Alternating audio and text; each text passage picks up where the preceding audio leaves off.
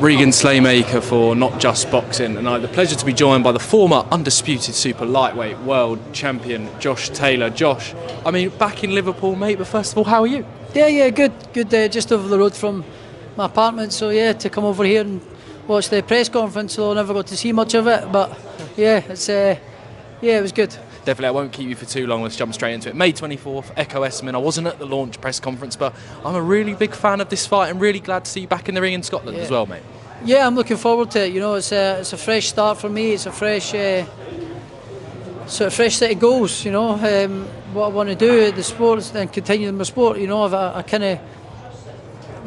completed boxing at 140, so it was like, what do I want to do? Do I keep going to 140 and keep sort of try and get my belts back that I've already won, or do I move up and wait and focus on getting stronger, getting better, and boxing better opponents at 147 and becoming a two-weight world champion? You know, or collecting more belts. You know, so that's the goal, and that was ambition, and it just felt really refreshing. You know, back to chasing everything now, back to being the target. Is everyone's chasing, you know. So yeah, I'm looking forward to setting about this challenge and setting about Ekow on the 24th. So yeah, I'm looking forward to it. Definitely. Just from what you were saying there, would you say the hunger's back, Josh? From what you were saying there, you're chasing. Would you say the hunger never left? I think I just got a little bit stale because I had achieved what I had achieved. So it was like, what else do I achieve at this sport apart from a couple of big fights at this weight class?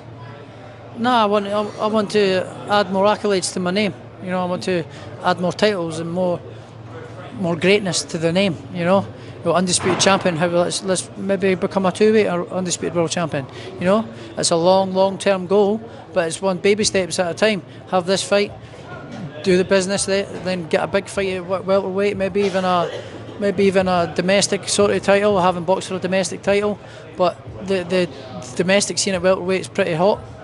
So you've got that, and then also get the bigger fights at welterweight as well, and then become a two-weight world champion. So that's the goals and that's the ambitions, and it's refreshing. You know, it's refreshing. Definitely. Last couple, I don't want to keep you too long. Still training at the Rotunda with Joe and Dick? Yeah, absolutely. Wicked. Yeah, and I'm enjoying it. Yeah, it's a great bunch of lads. Definitely. But the final one, obviously, Ennis, Stanionis, Brian Norman, they're all the world champions. WBC's vacant, I think. Yeah. It's a great time to be a welterweight, Josh. Planning to steam straight in and pick up those titles. It's opened up. So yeah, it's exciting times. You know, and it's a great opportunity for myself to get in there and get belts and get because they're all opened up. They're no into Crawford anymore. You know, so and then having to be in line for the mandatories and this and that's so sort of opened up now. So yeah, it's a good chance for me to come in and collect titles and do it quickly as well. Definitely as well. Final one, a bit of a sad note. Scottish, one of the best amateur boxers to ever come out of Scotland, Dick McTaggart, sadly passed away as well. Yeah. I was listening to a podcast and they basically said, ask Josh Taylor about Ken Buchanan and Dick McTaggart. Very sad news of the passing of one of Scotland's own. Yeah, he was a legend, you know, Scotland, if not, you know, obviously being biased, but if not Great Britain's greatest ever amateur, you know, Olympic gold and then Olympic bronze.